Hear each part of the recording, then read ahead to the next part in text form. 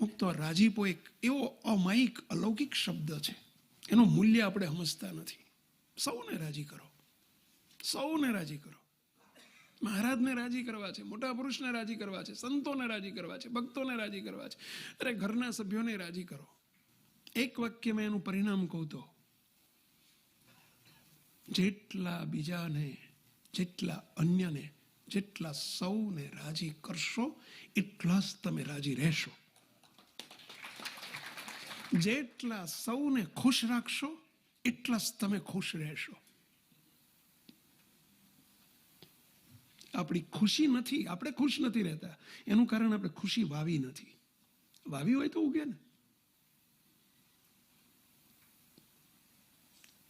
આપણે બીજાને રાજી નથી કરી શકતા, આપણે કેવી રીતે રાજી રહી શકશું? રાજી રહેવું છે, આપણે સદાય ખુશ રહેવું છે, પ્રસન્ન રહેવું છે. બીજાને પ્રસન્ન કરતા શીખીએ, સૌનો રાજીપો કમાતા શીખો. એ પણ મહારાજના મુક્તો છે.